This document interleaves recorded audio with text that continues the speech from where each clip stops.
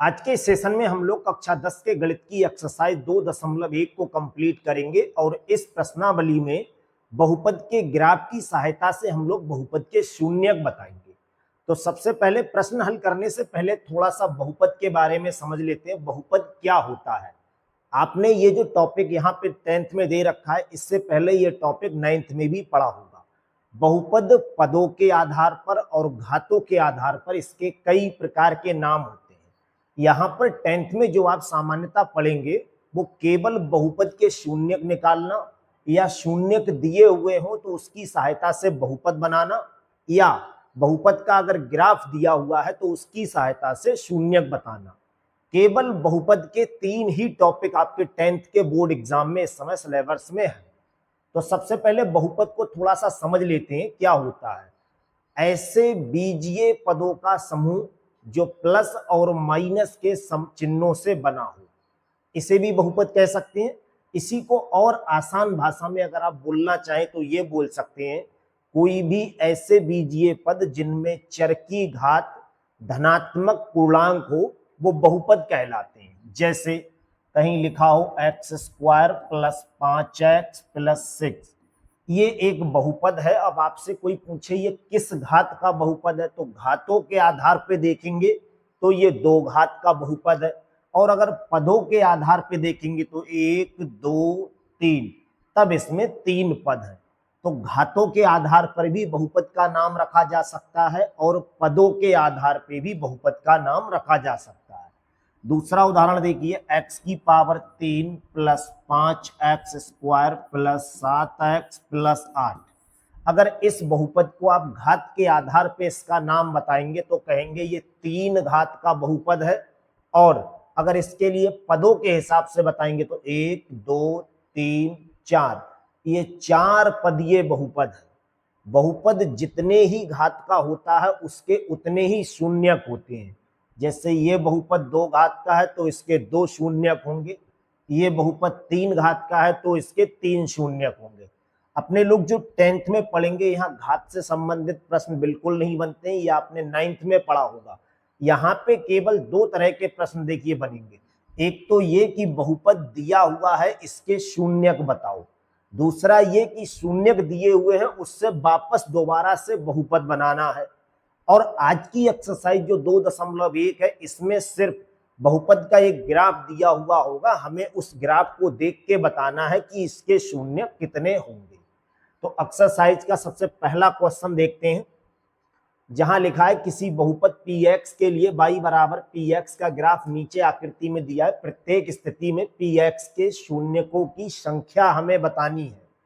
देखिए इसका जो सही डायग्राम है वो एक ग्राफ पे बनता है, लेकिन ग्राफ यहाँ पे बनाना मुश्किल था, इसीलिए आपको इसका जो डायग्राम है वो बिना ग्राफ पर बना के समझा दिया गया है। बेहतर समझने के लिए आप इसका जो डायग्राम है वो आपकी बुक में दे रखा है, वहां से आप देखेंगे तो ये डायग्राम जो है वो ग्राफ पे बना हुआ है। लेकिन यहाँ से जो क्वेश्चन बनेगा आपके एग्जाम में वो 1 नंबर का ऑप्शनल बनेगा, मल्टीपल चॉइस का। तो आपको केवल डीपली ये समझना है कि इसके लिए सॉल्व कैसे करेंगे। ग्राफ पर तो इसका जो आपकी बुक में डायग्राम दे रखा है वो ग्राफ पे बना हुआ है, और ग्राफ पे इसका सॉल्यूशन पहले ये अगर लॉन्ग में आता था, क्योंकि इसके सिर्फ शून्यकों की संख्या पूछी गई है तो हमें कुछ ग्राफ पे सॉल्व करने के लिए यहाँ पे बाउंड नहीं किया है कि भाई आपके लिए ये ग्राफ पे ही सॉल्व करना। अपने लोगों को ग्राफ से कोई मतलब नहीं है, ये डायग्राम दिया हुआ है किसी बहुपद का, ये डायग्राम है। हमें सिर्फ ये बताना है कि जिस बहुपद का ये डायग्राम है उसके शून्यक कितने होंगे। देखिए बहुपद 2 अक्षों को देख के बनाए, ये बहुपद y = px लिखा है, यानी हम x से मतलब रखेंगे किसी बहुपद के उतने ही शून्यक होते हैं जितनी जगह वो x अक्ष को प्रतिच्छेद करता है। तो ये जो डायग्राम आपको दिख रहा है ये किसी बहुपद का चित्र है, तो इस बहुपद के कितने आंसर होंगे या कितने शून्यक होंगे। मोस्टली हमसे शून्यकों की संख्या पूछिए, इसे आप अपनी भाषा में ये कह देंगे किसी बहुपद के जो आंसर आते हैं, अगर 2 आंसर है तो उसके लिए 2 शून्यक कहते हैं। पहले शून्यक को अल्फा कहते हैं, दूसरे शून्यक को बीटा कहते हैं। तो इसमें आप डायग्राम देख रहे हैं, ये एक्स अक्ष को, एक्स अक्ष ये वाला होता है, जो क्षैतिज रेखा उसे एक्स अक्ष कहते हैं और जो ऊर्ध्वाधर रेखा है वो वाई अक्ष होती है।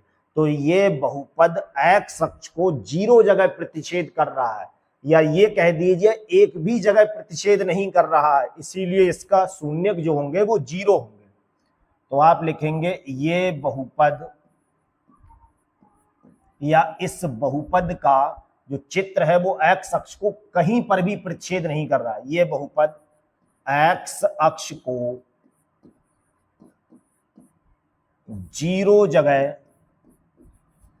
प्रतिच्छेद कर रहा है, प्रतिच्छेद, या ये कह दीजिए एक भी जगह प्रतिच्छेद नहीं करता है, प्रतिच्छेद करता है। इसीलिए जो इसके शून्यक होंगे वो 0 होंगे।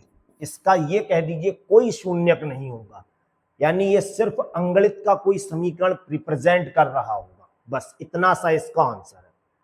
इसके अगले क्वेश्चन में देखिए, बिल्कुल सेम लैंग्वेज लिखी है, बहुपद का ये डायग्राम है और ये एक्स अक्ष को कितनी जगह प्रतिच्छेद कर रहा है, देखिए यहाँ पे एक जगह। जब ये एक्स अक्ष को एक जगह प्रतिच्छेद कर रहा है तो इसके शून्यक भी कितने होंगे, 1 होंगे। आप हिंदी में बिल्कुल वही लैंग्वेज लिखेंगे कि इस बहुपद का या ये बहुपद, ये बहुपद एक्स अक्ष को एक जगह, ये वाली देखिए, एक जगह या एक बिंदु पर प्रतिच्छेद करता है।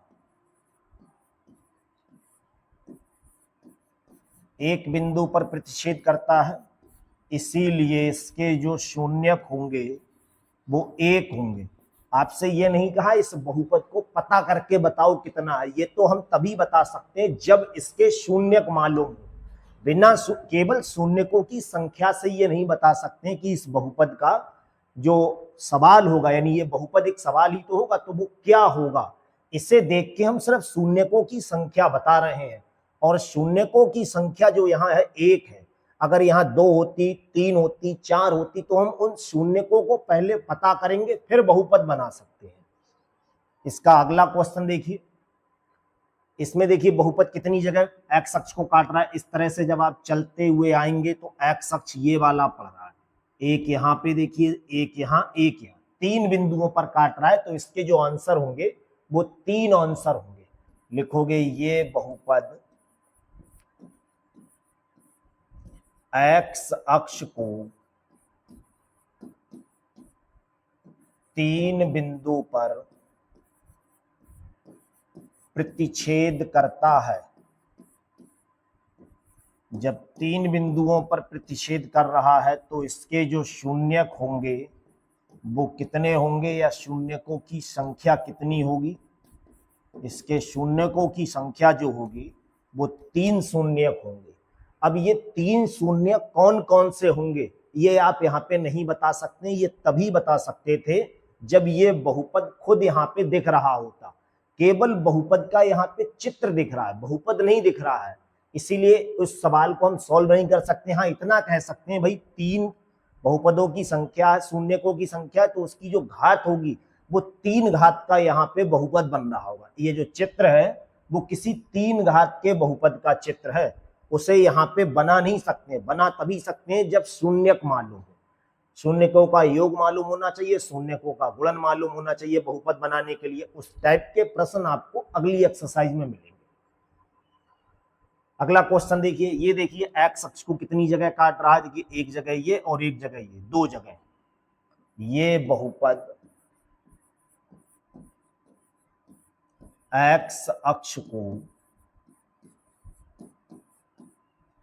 2 बिंदुओं पर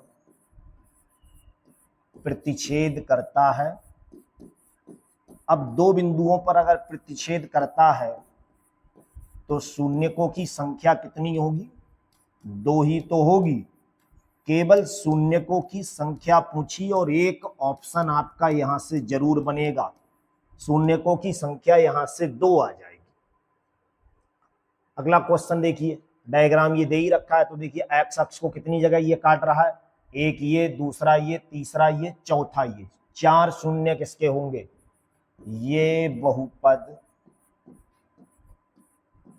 एक्स अक्ष को 4 बिंदुओं पर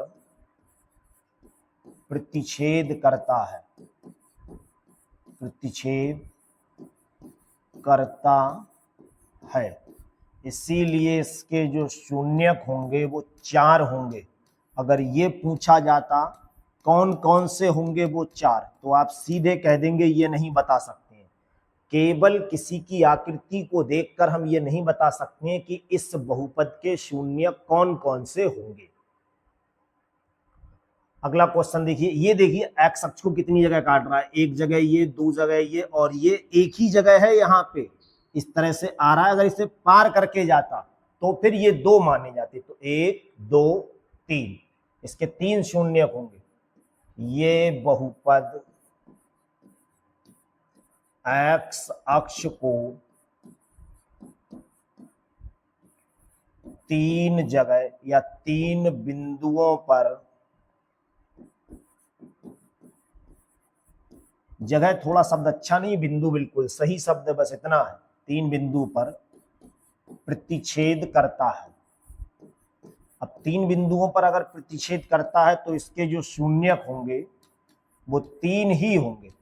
कौन से होंगे ये तो बहुपद दिखना चाहिए तभी बता सकते हैं। शून्यकों की संख्या कितनी हो जाएगी, 3। आज की इस पूरी प्रश्नावली में आपने जो भी प्रश्न किए हैं उन्हें बस सेकंडों में आप कर सकते हैं, और यहां से एक ऑप्शन जरूर बनता है इस टाइप का, एक मल्टीपल चॉइस का क्वेश्चन आपको मिलेगा। बस इतना सा आपको याद रखना है कि अगर बहुपद एक्स अक्ष के रेस्पेक्ट में दिया हुआ है तो उसका ग्राफ देख के हमें बताना है शून्यकों की संख्या। कैसे बताएंगे, एक्स अक्ष के लिए तो उसी बहुपद को चेक कीजिए कि एक्स अक्ष को कितनी जगह प्रतिच्छेद कर रहा है या कितनी जगह काट रहा है। जितनी जगह वो प्रतिच्छेद करता होता उतने ही उसके शून्यक होंगे। तो 1 जगह, 2 जगह, 3 जगह, ये जिस भी बहुपद का चित्र है उस बहुपद के 3 शून्यक होंगे। अगर यहाँ लिखा होता कि ये वाई अक्ष के रेस्पेक्ट में बनाया गया है तो फिर हम ये चेक करते कि वाई अक्ष को कितनी जगह प्रतिच्छेद कर रहा है।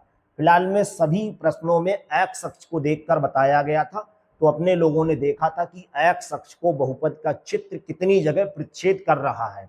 जितनी जगह एक्स अक्ष को प्रतिच्छेद कर रहा है उतने ही उसके क्या होते हैं, शून्यक होते हैं। तो आज की इस पूरी प्रश्नावली को आप अच्छे से तैयार कर लीजिए, बोर्ड एग्जाम में आपके यहां से एक प्रश्न जरूर बनेगा। आज का सेशन कैसा लगा ये आप कमेंट सेशन में जरूर बताइएगा। Thank you.